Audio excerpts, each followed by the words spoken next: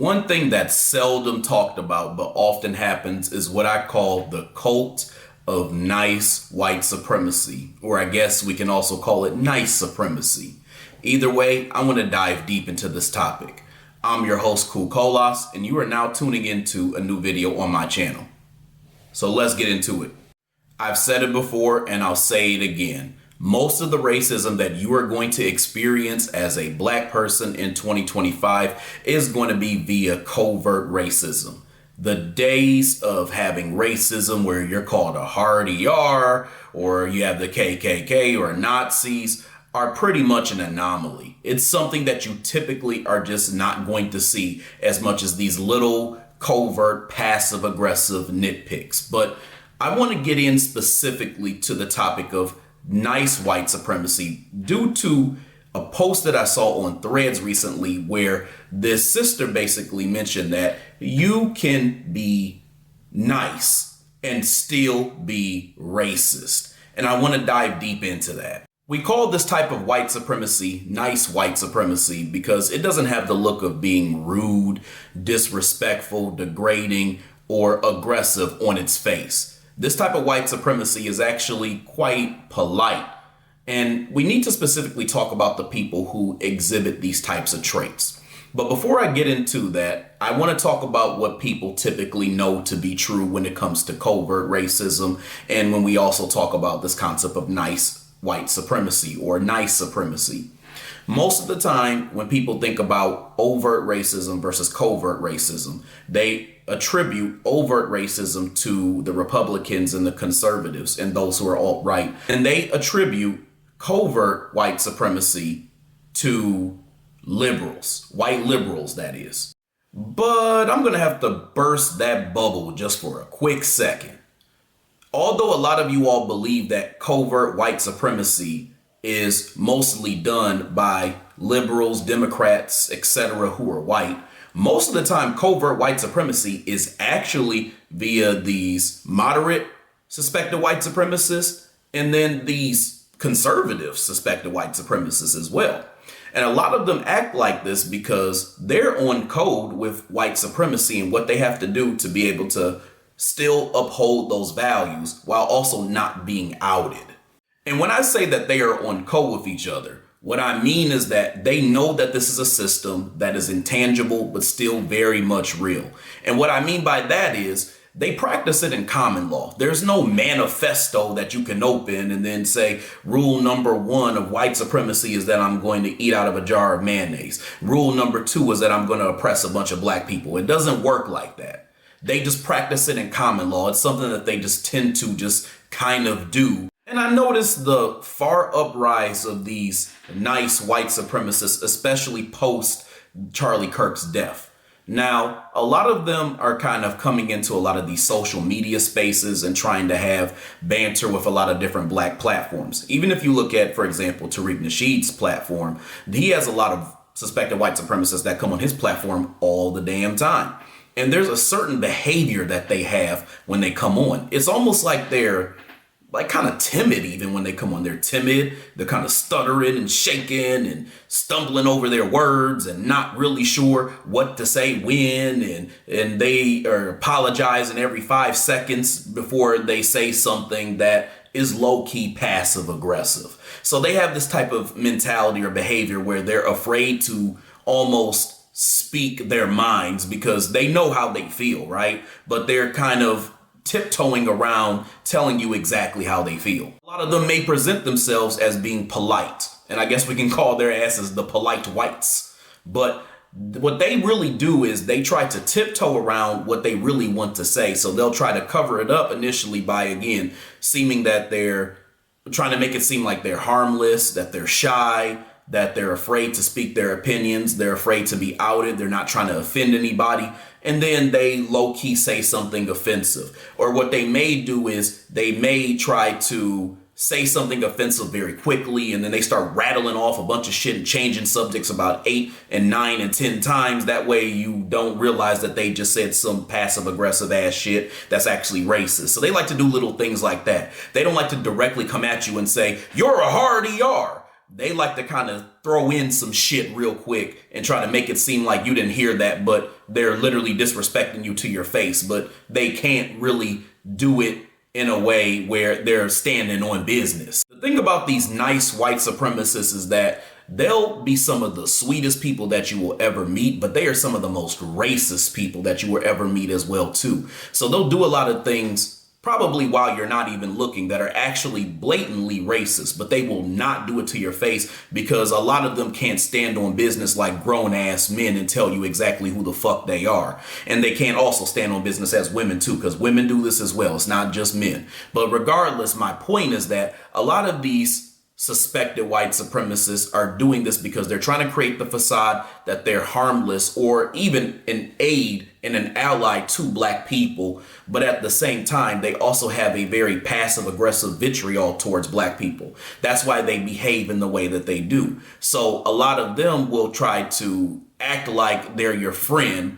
but then will again have a very passive aggressive attitude at the same time. And you don't just have nice white supremacists. You also have what I would call kind white supremacists. Because I know that famous saying that everybody loves to say that actually annoys the hell out of me. And this is an unpopular opinion, by the way. And y'all probably are not going to like that I'm going to say this, but I'm going to say it anyway because you'll be the fuck all right. But I hate that saying.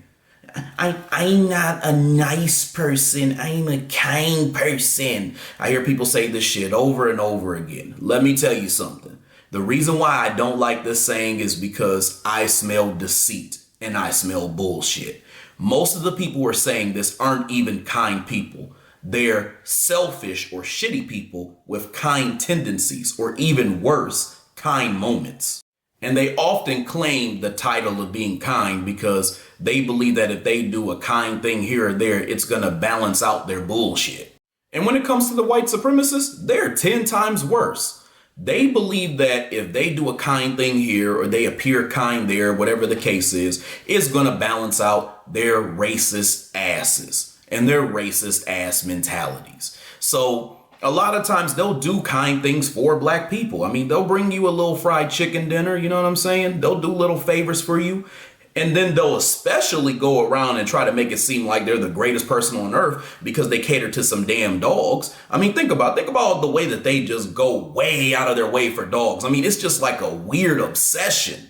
But they can have all this kindness and care and gentleness and nuance and all this other shit when it comes to a damn dog. But when it comes to the rights for black people, they just turn a blind eye. I mean, they literally turn into the most hellish, the most disrespectful, hateful, vitriolic demons that you've ever seen alive. But again, let something happen to a damn dog and they're just going to raise hell. It's going to be like, oh, how dare you? How dare you do something to an innocent pup? You know, it's just, it just kills me. I'm like, you fools are sitting there tripping about a damn dog. But then when it comes to the lives of black people, the atonement of the treatment that's been done to black people, all of a sudden you don't give any types of fucks. Matter of fact, you will double down on the disrespect, the hatred and oppression that we actually suffer. Meanwhile, you're over there worried about Fido and the fact that you can't have him up in your kitchen and touching him and shit while you cooking food. My point here is that there's a difference between a nice white supremacist and a kind white supremacist. A nice white supremacist is someone who is just trying to be polite and position themselves as someone who is either a friend, a buddy, or an ally to black people, and they're trying to exemplify it in their behavior before they actually say something that is racist. And someone who is a kind white supremacist is trying to do actual acts for black people, and they'll be minor acts and whatnot, but they'll do acts for black people to prove that they're not racist, but then still have racist ideals and ideologies. But again, it goes back to this nice versus kind bullshit where they think that their kindness is balancing out their male supremacy. These damn suspected white supremacists are very easy to identify. They're the type where if a white person says, I hate black people, and then a black person says, well, fuck you then, they're the type to say, can't we all just get along, dude? For those of you all who are trying to figure out what a nice white supremacist really looks like. It's very, very easy to see. But if you don't believe me, even from the description I just gave, here are a couple different things that you can do. And I call it a two-stage process or a two-step process, however you want to say it. And these are the two questions that you can ask a nice or kind white supremacist to out them as a full-blown white supremacist, or at the very least a suspected white supremacist. First question that you can ask them is, did you believe that George Floyd died of fentanyl or by a knee to the neck because of Derek Chauvin? That's the first question you can ask them. If they say anything but he was murdered by police brutality because of this race soldier and his heinous racist act, then they've already failed and they've proven to you that they are indeed a suspected white supremacist. But again, don't stop there. That's just one question. I said it's a two-step or a two-stage process. The second question that you can ask them, the second question, and this tells you if they're also a suspected white supremacist, and that's, do you believe that foundational Black Americans deserve reparations? Matter of fact, you can just ask them, do you believe that Black people deserve reparations at all? And see their answer. If they're talking about how is that ever going to happen? I don't believe that's fair, this and that. They get to explaining and babbling and I'm white and I say so, and then that gives you your answer there as well too. And to keep it real, even if they pass these two, they still could be racist. I'm just giving you a way to show that there is a clear sign that this person is racist, because there's a lot of you all who are going out there and you're hunting. Is this white person racist? Is this white person racist? Is this white person racist? Who's racist? Is that person racist? Oh my God, that person's racist. There's a lot of you all who are trying to cherry pick which white person is racist and which white person isn't. The reality is I shouldn't even be coddling your ass, because this is the thing that you need to understand about the dominant society. Any white person can actually exhibit racism. Some may choose not to. Some may choose not to show you it. Not meaning that they're not racist, but just they choose not to show you it. But you need to understand that any white person has the potential to be racist if they choose to use it. So you seeing a white person being racist at this point in 2025 should not be a shock. And I want to be clear with you all. I'm not saying go around and hate every white person that you see. I actually don't hate white people.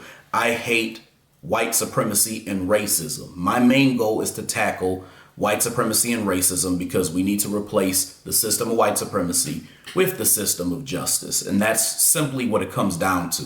And part of doing that is identifying patterns of racism that we see, because they're not going to be things that are in your face like you want. So it's important for you to pay attention to the types of behaviors that you see when you are around certain white people and the ways that they may act. All right, y'all, I hope you enjoyed this video. I hope you enjoyed what I had to say, and I definitely have more to come in the future, so make sure you stay tuned. In the meantime, I would love it if you liked this video, subscribed, shared, and also hit the bell icon so you get notifications for whenever I come out with new content on this channel. And if you have a comment, I would love it if you left it below. That way I can get back to it whenever I have the opportunity. Other than that, I'll talk to y'all later. Peace out, y'all.